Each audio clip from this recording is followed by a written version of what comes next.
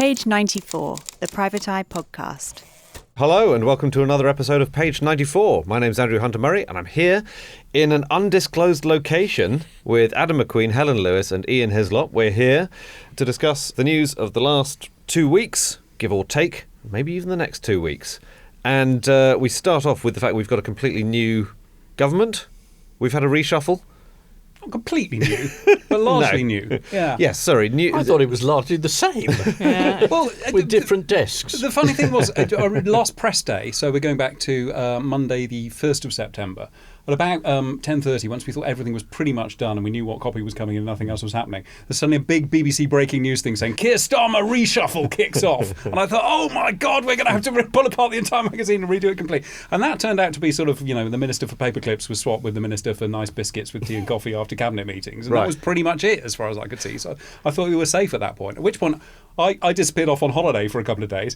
And a message from Helen to say, have you seen the news? And it turned out Angela Rayner had resigned. And as you say, we had a largely new cabinet suddenly. So. Yeah, quite a lot of changes. New Home Secretary, Foreign Secretary, new Deputy Prime Minister, and then loads of changes. The two ones that have gone a bit under the radar is Pat McFadden, who is the kind of last surviving Blairite, and Keir Starmer's big fixer and sort of straight-back player on political shows, has ended up at the Department of Work and Pensions. And Johnny Reynolds, who was at business, has gone to be Chief Whip. And the really interesting thing about that is that suggests that they're going to try and put welfare cuts through again, because essentially they tried to put through changes to personal independence payments, completely failed to do so because of a huge backbench rebellion.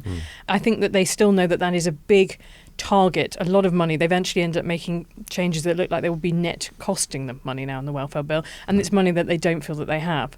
So there's that part of it, and then the other part of it I think is a feeling that they wanted Shabana Mahmood in at home because she's the most hard line on immigration and boats.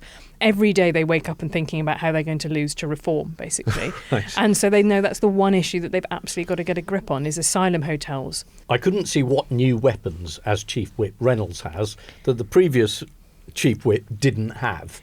Is it personality alone? I mean, why should the backbenchers put through any reforms this time that they didn't want last time? Johnny Reynolds is famously very, very nice. For many years, he used to send me a Christmas card with all of his adorable children in matching sweaters. I think the Labrador may even also have been in a matching sweater. So you think they've basically gone from bad cop to good cop? I think they may be trying good cop. Right. But I agree with you. The way I see it is that lots of these people think, well, you know, I was elected in a Northern English seat or a Welsh seat. I don't think I'm going to win it next time. Do I want the one thing to come out of my 5 years in Parliament to have been taken money away from disabled people? So I think they will still struggle to make that case with backbenchers. But they obviously are trying to, you know, put people in that they absolutely feel they can trust. There's been a lot of stuff happening in the back room as well, just to try and make that number 10 operation. And yeah, they brought back Tim Allen, I'm sure friend of the magazine. Yes. I was going to say, if you're a dictator, then there was only really one person to call, which is interesting to me because I think one of the problems that this government has is they don't really understand what the media is now. They're still wedded to the idea of the 6 o'clock news bulletin or getting something on page 1 of the Telegraph or whatever it might be. I think they're beginning to realise that they really need to be on places like TikTok, where Nigel Farage is absolutely massive. And James Lyons, who has left recently as government communications advisor, said this in a LinkedIn post. He said, you know, it's changed massively even in the time I was there, and I still don't think we've really got to grips with what it's like to try and make our case in this environment. That was something that struck me with Shabana Mahmood as well, who, as well as being kind of the most kind of hard line kind of and socially conservative person, but was also, in terms of effectiveness, I was thinking the last really sort of big success they had in selling a story to the public was the very awkward situation they were left with the massive prison population that was going to explode. And she very successfully, as Justice Secretary, managed to sell that back as, you know, this is a mess we were left by the Tories and this is what we're going to have to do to get over it. It's not ideal for anyone. That was the last time I can remember this government feeling sort of quite sure-footed on something and communicating it quite well. And using an amazing technique known as honesty, which, you know, is worth a try occasionally. We have to let these people out because there isn't room for them. We don't want to. We hate them as much as you do. We don't want to see them coming out and being picked up in Jags by their old mates and having a glass of champagne, but we haven't got any cells. I mean, that sort of worked. Yeah, I mean, it was a potentially government-ending moment, wasn't it? That sort of imagery, and somehow that one did kind of pass and paved the way for new disasters thereafter. The other interesting one is that Steve Reed has ended up going to housing. Now, he is music to my ears, a little bit on the build, baby, build side. And I think they realise that target of 1.5 million homes is something they're going to be judged on. I mean, there is a housing theory of everything about what's wrong with British politics. And if you look at something like asylum hotels, that's a very good example of it, right? Actually, where are we going to put people while they wait for their claims to be processed? There's two problems there: no places to put them, and it's huge backlogs in Home Office processing. So anything that can address housing is going to make everything else across all our other policy areas easier. The massive fall from the so-called Boris wave of immigration to this year's immigration figures, it's something close to halved. I mean, it's, they have actually kind of gone, oh no. And I'm trying to work out why Boris Johnson let that happen. Was that an ideological thing, or did he just be ready to be shocked here, simply just do something he didn't really understand the consequences of? What, you mean carelessness and inattention to detail? It seems unlikely, I I know. don't think so. But it was always going to be a lump in it, as it were, because of Ukraine and Hong Kong, which both added substantially to the stats. And I believe I'm right in saying that the backlog, people waiting for their claims to be processed, is substantially down. Yeah, and NHS waiting lists have fallen a bit, and they have seen off a reasonable number of strike threats, not the tube strike threats that are happening as we're recording this. But it isn't actually quite as bleak a picture as you might initially think, although I'm currently feeling quite pessimistic about it all. I mean, if that backlog has come down, and I think it's by a decent chunk in, what have they had now, 14 months, the question then becomes, does that matter? Or is the debate about immigration, boats, housing, flags, all of that now so dominant and so toxic that even results don't make a difference? Well, also, they just lack the ability to punch Nigel Farage. Stephen Bush, my former colleague at the New Statesman, said this. They're planning to run the next election against Nigel Farage as a fear message. Do you really want this guy to be Prime Minister? Because lots of people, for everyone that does, there's someone that doesn't. But they won't tell you what you should be afraid of. And so there's this mad situation when he said, well, look, I'm going to return people because we'll get out the EHCR and I'll return them to Afghanistan and I'll pay them. And people went, you're going to pay the Taliban. You're going to give money to the Taliban. And they kind of couldn't really land that point, right? That this guy is so irresponsible. He'll give money to people we've said are jihadists and terrorists and misogynists. And it's worse than that. You'll pay money to the Taliban to murder people who were on our side briefly during the war. And this is the kind of thing I think that a kind of government comms operation ought to be able to make a little bit of hay out of. But they can't. They just kind of can't quite get there on reform. But it's the problem with blaming the government comms office. Just a way of, as is always true in British politics, of saying, well, the advisors aren't much. The comms aren't. Could the leaders do it? The members of the cabinet? I don't know. We should say what's brought this whole reshuffle on in the first place, and, say a sad farewell to Angela Rayner. Probably an au revoir, I imagine. Can she stand again for deputy leader? That's something I haven't seen anyway. Could she just... I know everyone's talking about the threat from the left and who might stand for deputy leader. Could she just put herself up for it again, having resigned? I think technically she could. You have to get a certain number of either CLPs or trade unions and MPs. There's this kind of two-step process to show you've got a reasonable amount of support to winnow people out. There may be some bit in the rule book that says you can't do it immediately. In the same way that Kemi Badenoch's most favoured line in the Conservative rule book is that you can't have a leadership challenge within a year of the new Tory leader getting in.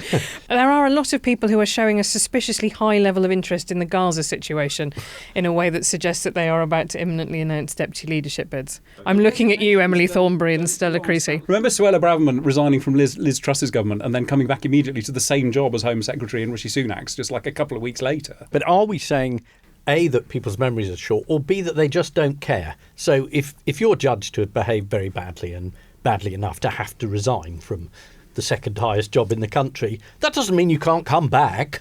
I mean, it suggests you've done something wrong in the first place, which you haven't, obviously, because no one has ever done anything wrong at any point in any government. The record on people being brought back is not a brilliant one, is it? I mean, you might remember both Peter Mandelson and David Blunkett had to resign from Blair's government and were both brought back fairly rapidly to other jobs.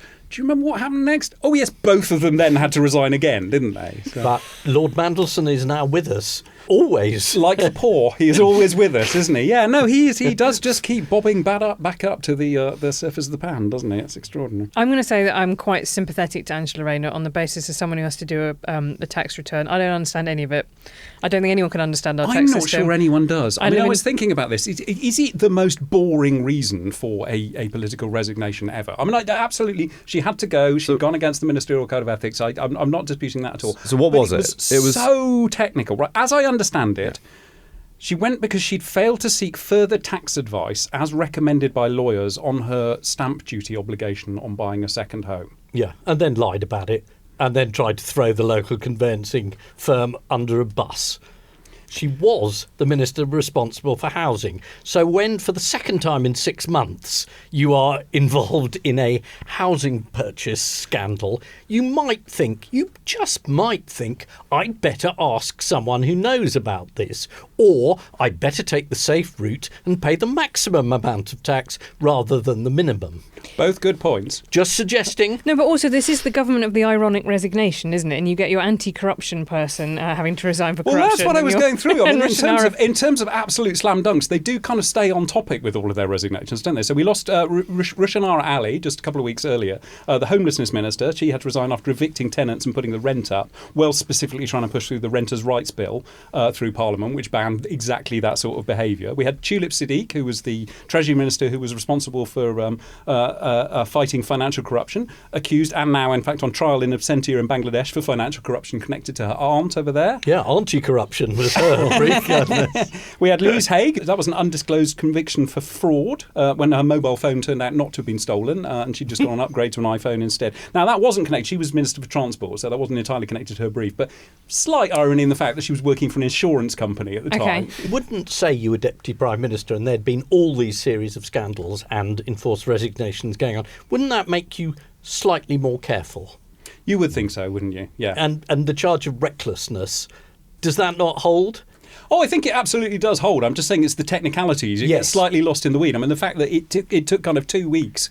Well, it was more than 2 weeks because we had the scandal last year, didn't we? When we had over the home in Stockport or Stockton, was it? Yeah, the original. And I remember the Mail on Sunday going into 2 pages of forensic dissection of Instagram photos of her sofa cushions, which was supposed to prove whether or not it was the.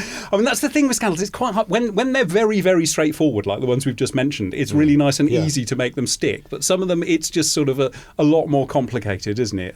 But again, the overall optics, which I believe comms departments call this, is someone who shouts Tory scum and spent a huge amount of time having a go at the other side for corruption and tax avoidance just should be a bit more careful. That's the what damned it. You're right. She was straight out of the traps on someone like Nadim Zahawi, for example. And there was a lethal moment at Prime Minister's question when Kemi Badenoch said there was some dimension of her being the minister responsible for housing, and everyone groaned. And as soon as you become that sort of punchline, the government would never be able to say anything about housing.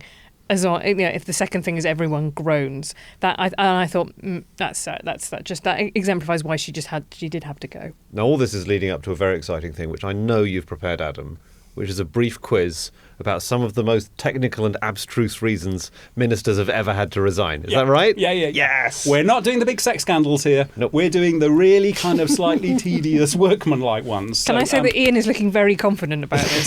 These are the ones I like. Yeah. We have mentioned Peter Mandelson already, so not the first resignation. That was an absolute slam dunker. If you remember, he failed to disclose. It was housing again, wasn't he? He failed to disclose something that might seem relevant to certain people. He owed £373,000 to another cabinet minister who he was working with across the table, which he'd used to buy a very, very expensive house in Notting Hill. Wow.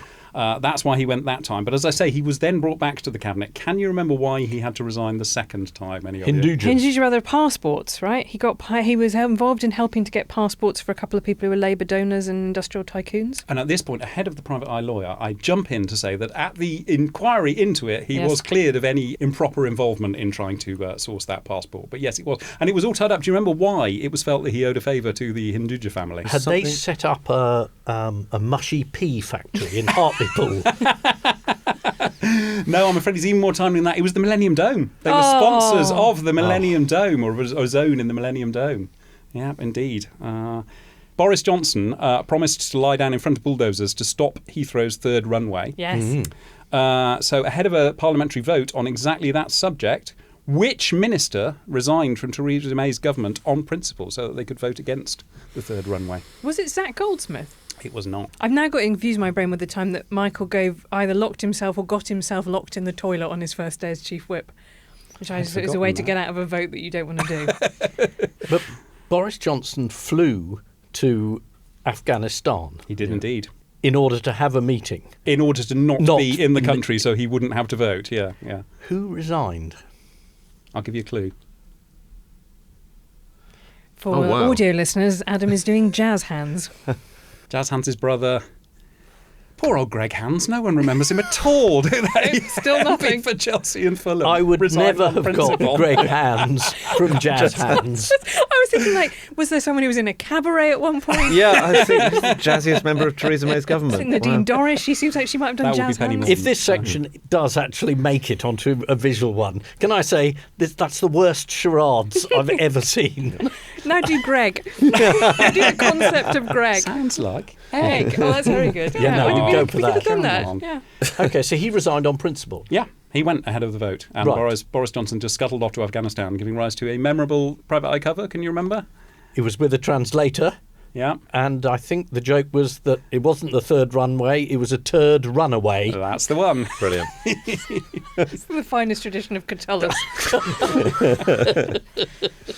I mean, can someone explain to me why this dramatic reshuffle in which Yvette Cooper becomes Foreign Secretary and David Lammy becomes Vice President, or no, that's his friend. But why is this going to help? Well, a change is as good as a rest. Oh, I know the answer to this, which is because if you listen to the Keir Starmer interview with Matt Chorley, we are now in phase 2. This is it, phase 2 of the Starmer government. You may have not noticed the passage of phase 1, but the idea is that basically they are now going to try and put people in to do things that people like. I know. I don't think it's going to work If that necessarily, was the but- plan for this to be phase 2, though, I come back to, again, that reshuffle that they had a few days before it. Why didn't they do it then if this was the grand plan all along to move everyone around? My hunch is that they had all this ready and they planned to do it after party conference because everyone will be preparing their speeches for party conference, and now you've got a load of people just, who are going to have to give the biggest speech of their life as a minister.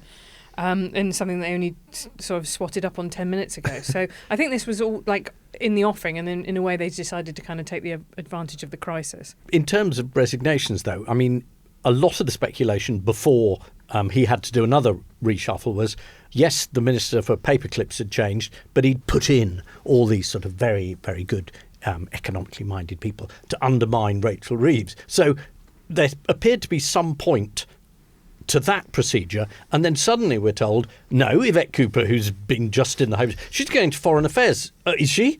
But I think that was a kind of face-saving thing because actually she was being moved out because they never really got along with her. I think they followed the, kind of, you can't say anything nice, don't say anything at all. But it does seem an odd move then to put her in charge of the foreign affairs of the entire country, doesn't it? I mean, matter, though. that's traditionally one of the big jobs, isn't it? One of the big offices It's not anymore, of though, state. because the Prime Minister just does it. Who flew over to the White House to sort out the Ukraine situation? It was Keir Starmer last week. That's the thing. And that's why David Lammy's got DPM, is so that he, as you referenced it, he can continue his fishing-based bromance with JD Vance. But basically, she's got a job that involves her going and sort of shaking hands at boring summits and not really driving a department in the same way. It's not like it was on the good old days when Liz Truss was Foreign Secretary. Think of those trade deals. Think of all those great trade deals we made. Right, so Reform had their conference, their annual conference. They had the huge Birmingham NEC, massive, great conference centre, very, very big. It all happened over the weekend. I'd just like to know from the three of you where we are on the ancient timeline of first they ignore you, then they laugh at you, then they fight you, then you win. Because I think we've had the ignoring and the laughing at.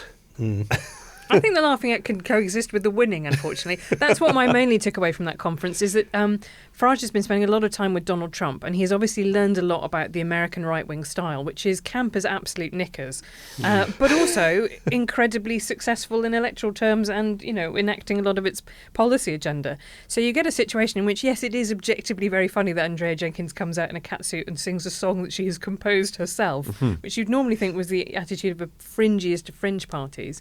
But it was a heavily professionalised conference.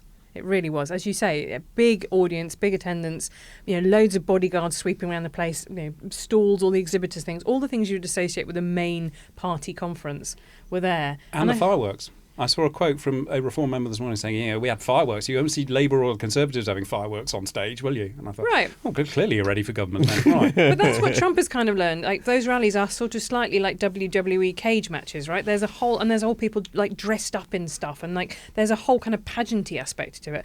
And I have to say, as someone who's attended many party conferences, it's not unwelcome that someone might try and make them slightly entertaining. Do you remember that Theresa May speech where everything went wrong and the thing fell off the back and she got the throat sweet and the person got the P45?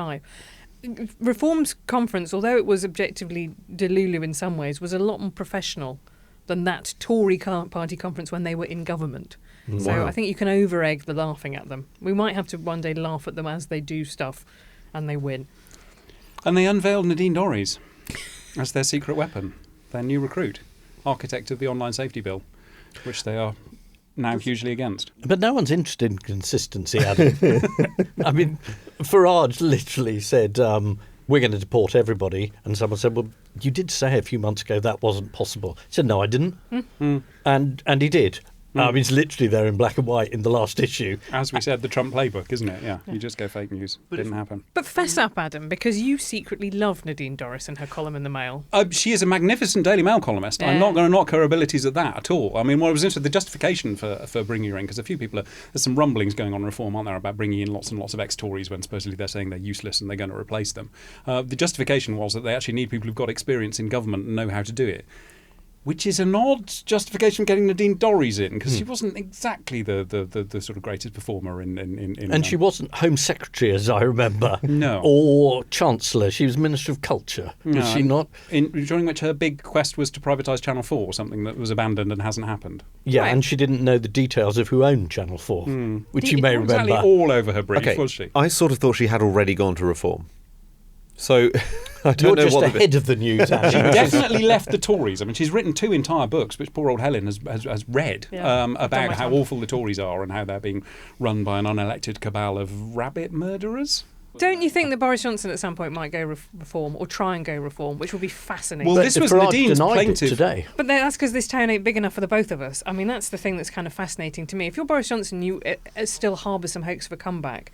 You've just got to think, where could I just pop up back again? What I just felt about that reform conference is that the political momentum is all with them. So they've now got a Daily Mail columnist on their side. They've got GB News on their side. They've got the Telegraph on their side. For their voting base, those are the places that you would want. Who still likes the Tory party brand? Absolutely. Sarah Vine, page in the Mail on Sunday saying, although I deeply respect Nadine in that way that all Daily Mail columnists actually absolutely definitely do because they're all best friends, she said she thinks she's wrong about this and the Conservative Party still has some life in it and Kemi Badenoch is a marvellous thing and she will be sticking with the party of the man she divorced quite recently. Someone wants a peerage from the Tory party. That's what I'm hearing there. Well, like Nadine. Yeah. But the aim, as far as I understand it, of the conference this weekend was to show, firstly, that it's inevitable. This is just going to happen. Yeah.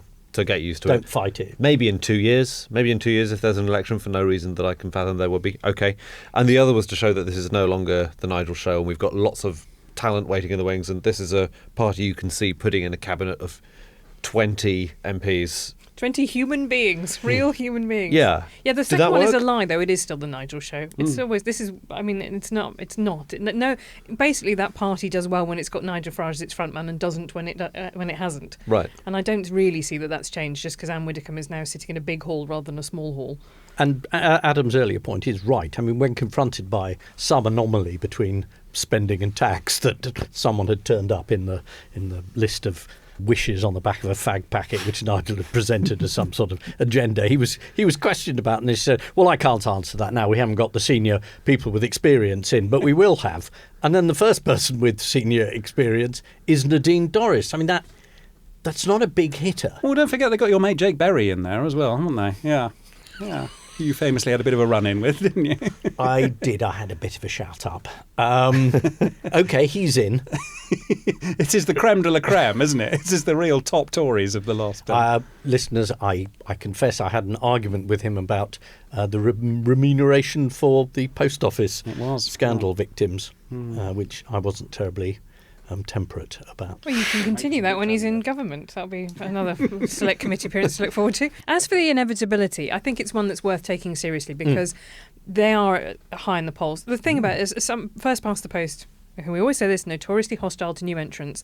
The mountain they have to climb is absolutely incredible. Can they do that in one electoral cycle when Nigel Farage is, it's so dependent on him? Can you see Nigel Farage sticking with this as a 10-year project and kind of building that momentum through the next Parliament? That, to me, is the kind of don't get ahead of yourself. bit of this piece. That, to me, seems the biggest hurdle they've got. It's not just that they've got to get 20 people in who could sit in a cabinet and know what they're doing. They've also got to get at least 320 electable people in different constituencies around the country to get that majority. And given, as we've been noting in both the Rotten Boroughs and HP pages of Private Eye in recent weeks, the record of the people who did get elected on that wave in the local elections and what's happened since, and the number of them that have had to resign or have been caught up in really quite extreme kind of cases of racism and as recorded in the last issue and other things. That seems to me a big insurmountable hurdle that no amount of fireworks and opera singing ex-Tories is going to surmount. Some of the people in the local councils, it's just boils down to they can't be bothered to do the job, didn't think they were going to elect in and don't want to very much. And that is the other problem about government, is it's quite boring. And Reform will have to learn how to do the boring bits. That was one of the other pieces on the roundup page in HP last issue, was they've, I believe, loosened their vetting criteria, which for a party that's had as many problems with vetting, you would think might be quite... why am I being so diplomatic? Like, that's insane. No, you've gone all host. But they've gone bananas if they're genuinely loosening the criteria. They wrote it to their members saying, look, if you got rejected last time, have another pop. But I think that's genuine fear, that they need 650 warm bodies, and you're going to have to take in the fruitcakes and loonies and closet racists and not so closet racists just to have bums on seats. It's why I just think that the obvious play for them is to try and eat alive the remnants of the Tory party with all its institutional machinery. Because the Tory party has got, lots of people with huge amounts of experience of running associations, but a dwindling membership. Reform has got a growing membership, but almost no institutional campaigning memory. And, fair enough, like Nigel Farage is very good at things like TikTok, but you do still need stuff like boring stuff like contact sheets, to find out who you've been around, who you like to go knocking up doors, all of that kind of stuff still does actually matter in closely fought seats. As soon as you get in, you have that moment which they're finding in the council. It's saying, what is your policy on special needs, potholes, libraries? We're going to stop the boats. Yep. And after that? Yeah, and that matters more in a national election, because local elections are often like, do you hate the government? Yes, no. Whereas, it's going to be, do you think this Reform MP is going to be good for your constituency? Are they actually going to turn up to Westminster? Well, can I ask a question then? Is it a mistake for the Labour Party to be so furiously obsessed by Farage? In the same way, is it a mistake for Private Eye to devote any further coverage to Farage? Is this helping him out? It's a very good question, is why are we playing all of British politics on the terrain that he has decided? I mean, I don't, immigration is obviously something that comes up again and again, but people are also really worried about the economy, really worried about the NHS and public services. I think the reason that Labour are being lured onto this is that they don't have a great story themselves to tell about the things they'd like to talk about.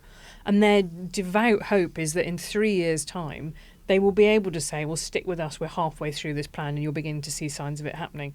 But they don't really think there's anything they can point to at the moment to make that case. And therefore they just keep being dragged.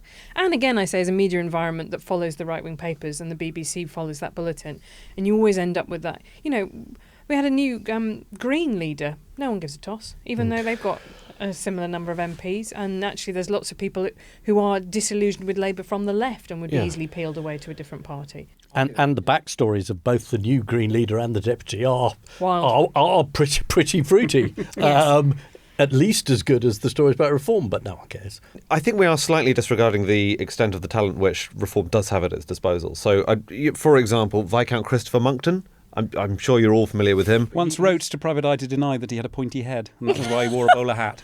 Interesting. Well, a few years ago, he made a speech where he warned that homosexuality is one of the 4 sins crying out to heaven for vengeance in traditional theology. He's doing it wrong.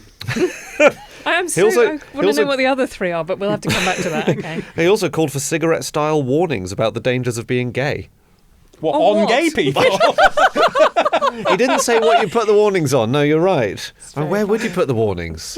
Right on the front. You wouldn't be able to, just plain packaging and a big picture of a diseased lung. A photo of a diseased lung, so just some people doing YMCA or something like a fabulous time. Yeah. Okay, well, what about Asim Malhotra? Advisor to the US Health Secretary, no less, God, yes. who made the very sensible point that maybe the royal family got cancer because they'd taken their COVID jabs, and that it's all Bill Gates' fault, and that the COVID vaccine is more harmful than COVID. Dr. Hammond who is also a doctor, but I would suggest one that it might be worth listening to slightly more seriously. He will be addressing the subject of reform's new brilliant medical experts. And that next was a great time. moment of Farageism as well, wasn't it? Because afterwards he said, well, he was just a guest at the conference. And actually he'd been introduced Yes. as the man who was helping to draft reform's health policies. Slightly awkward. Yes, Reform said they don't endorse what he said, but they do believe in free speech. And to be fair, he's not the only one working on the health policies, because there's also Dr. David Bull, who is the guy that was strangled by a ghost. So, he'll be bringing the sensible side And of he it. followed Lucy Connolly, is that right? Yes, the convicted criminal who pleaded guilty to inciting racial hatred. And brought on stage she's by Alison helping Pearson. them with their justice policies. Oh, yes. Yes, her policy is release prisoners, particularly women prisoners. And you can Yeah, make I'm quite in a, favour of It's that. a very sensible Yeah. policy. you can make a good case for lots of that, but it does slightly clash with the. I think you'd probably find some other people to make that point, though, couldn't you? Now we swivel inevitably towards Free Speech Corner, which is a section of the podcast that we've been running on and off, not under that name, but, we covered Palestine Action recently. Yep. And John Farley, eye reader, who was arrested after foolishly taking a private eye joke to a protest. Your joke. Yeah. So now we come to Graham Linehan. Yes. Now, and we should say there is a trial on at the moment. We have to be circumscribed in what we can say, but there are Yeah. two different cases that are being discussed here. Can you just say who Graham Linehan is, please? Graham Linehan is a comedy writer best known for things like Father Ted and Black Books, and in recent years a very prolific tweeter and gender-critical campaigner.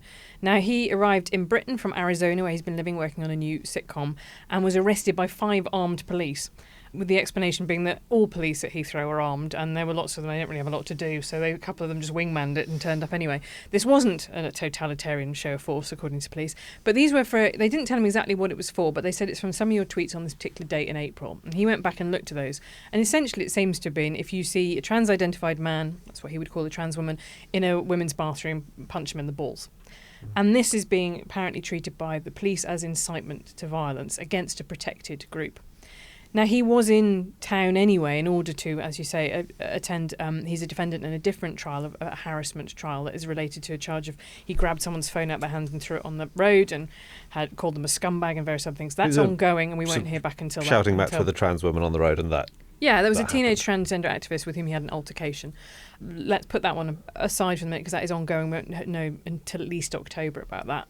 But I do think that arrest for those tweets is symptomatic of something that the police have got themselves dragged into, which is basically trying to adjudicate on extremely fine lines of things that are now, quote unquote, hate speech or harassment or whatever it might be, and just work that they are ill-equipped for and they are overwhelmed by. So I went and looked up the figures. Hate speech reports, England and Wales 2013, 41,000 of them. By 2023, that had gone up to 145,000, so it's tripled.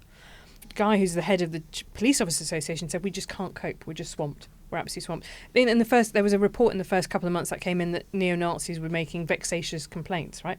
It's just a system that is set up for people who are either motivated by whatever reason or not, or having an online Barney to try and get the police involved. And it puts them in exactly the same difficult situation as they're policing a protest, which is they're trying to pass what words mean in very contextual, febrile situations. Like I did feel that having complained about someone holding up a private eye joke and get arrested, the fact that Graham Linehan had made a joke, clearly is a joke, and was arrested by armed police officers when he touched, and that is outrageous, and that is police overreach, and Graham Linehan doesn't like me at all and feels I've failed him in any number of ways. But on this occasion, it did seem a Voltaire moment. I mean, I find the whole grotesquely rude and toxic shouting matches between the various extremes on this hideous, but these are not arrestable offences. And when the senior police officer says, well, we are obliged to do this,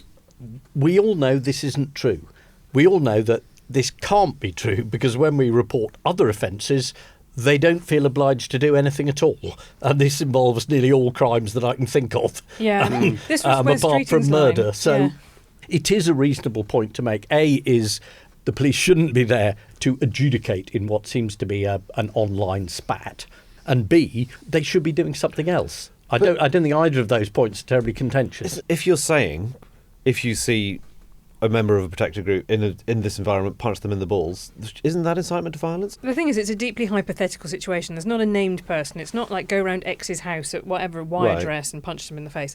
And we know that there's case law precedent on this because there was a hearing for a trans activist called Sarah Jane Baker, who was out on licence for attempted murder at the time, who gave a speech at a protest who said, if you see a TERF, a trans exclusionary radical feminist, punch them in the fucking face. And this went to magistrates' court, and the magistrate court said, no, you didn't seriously mean this, you were just seeking publicity, which I think comes back to Ian's point that everybody involved in this is seeking publicity. It's not a serious threat, not guilty. Right. And I think with that precedent in hand, you would say, what are the realistic chances of prosecuting someone airing a general belief that people who, in their sense, are doing a bad thing should be punched for it? It just doesn't seem very likely to lead to prosecution. And the problem is that it leads to these accusations of two-tier justice, that different favoured groups are treated differently. And also the thing that Wes Streeting said, which is the police should be out policing the streets, not policing tweets. And Which rhymes, so it must be true. very Yeah. corny, but I think it speaks to, as you say, what everybody thinks is, I saw that arrest and I thought, have you solved every murder? Have you solved every bike theft at this point? But there is also this very simplistic kind of argument that's being put that anything that's said online doesn't count. And actually, there are people, naming no names, who are running very, very vicious campaigns online against specific people and targeting them and making what could well be considered to be things beyond the criminal threshold. So this idea that somehow putting something on Twitter is different to shouting it in someone's face is not always the case. I mean, there are nuances in all these things, and you have to. We've already mentioned really, Lucy Connolly. carefully. We've mentioned Lucy Connolly this episode, who got sentenced to 31 months for saying, set fire to asylum hotels. Was that general? Not a specific person. It's not a specific person. In her case, the Becker sentence is because she pleaded guilty and also because it happened at the time of the riots. So that's the thing. If you're saying it in this general context of things being set on fire, saying please set something on fire, that said, I think the sentence was disproportionate. It's higher than the sentence you'd get for an actual assault. Yeah, the sentencing I thought was crazy, but it was, when she pleaded guilty to it as well, didn't it? So the court is stuck in that position, yeah. Yeah, but you're right, Adam. Behind all this is a lot of the fact that the police are struggling to catch up with the volume of commentary, things that people would have once said to their mate in a pub, now being said online, or people who have got mental health issues or don't have enough hobbies or whatever it might be, turning into sort of online obsessives. And so I think when I was at the Daily Mail, we used to have a long strand of Leylandii feuds. Do you remember this? A great thing, which people would get obsessed with boundary wall disputes. And it would start off as a minor argument about a hedge, and then 20 years later they were sort of people putting dead cats on each other's doorsteps. All of that has moved online. And that's the bit that the police, I think, are really struggling to cope with. There is a problem here. I mean, in the last copy of Private Eye, we had an Anglesey councillor saying all Tories should be shot. Now, he said that was a Welsh idiom, was his defence. It's about as convincing as Elon Musk and the pedo guy being a South African traditional insult, isn't it? Yeah. But I think it is historically the sort of thing that people could say and it wouldn't be taken seriously. But then various MPs did get killed. And suddenly the difference between using, string them all up, I hate them, I wish they'd all die, suddenly became something that happened in the real world. Yeah. So I think there was a problem for how do you police the new world where these things merge into each other. And that creates, as Helen says, a huge problem for the police. But as I'm trying to agree with both of you, but on the precedents we have, there is no specific resolute line, but individual police surely must be able to use their judgment into saying, is this actually an incitement to violence that we have to worry about, or is it someone being hot-headed and ridiculous? I think it's between 60 and 70% of trans people have reported either violence or harassment as a result of being trans. So to them, I imagine that judgment would feel very different. That's why it's counted as a protected characteristic. Right. Isn't it? Yeah. So, to them that judgment would be substantially different. It's very tricky though, because the Scottish law, and the same thing has happened here, does not have sex as a protected characteristic as one of the things. They said they were going to bring in a separate misogyny law. I've always suspected it's because misogyny is just so widespread, and one person's, you get called a bitch. Is that now actionable misogyny or not? It's just something that happens all the time. And I think that speaks to the difficulty of working out what the general consensus in the population is. So if the example of trans status would be, is misgendering somebody a hate crime or not? Some people would say yes, but it came up as an issue at the trial about whether or not referring to someone using sex-based pronouns was sort of an acceptable thing to do or not. People have wildly different views, and the police are in the situation of trying to find a median ground that everyone can agree on, when very obviously people cannot agree on what is offensive and what is hate speech and what isn't. And thus concludes this week's tour of Free Speech Corner. We'll be back next time with another look at some people you really don't want to have to support. But the free speech cause means you have to anyway. That's it for this episode of Page 94. Thank you so much for listening. If you've enjoyed it, then why not go and get your subscription to Private Eye? Or just go into your local newsagent and get a copy of Private Eye. That's your gateway to a wonderful world of fantastic investigative journalism, fantastic jokes, fantastic cartoons, all of it. That's your local newsagent. Look up where it is and then go there. And we'll be back again in a fortnight's time with another of these. And thanks to Matt Hill of Rethink Audio for producing. Bye for now.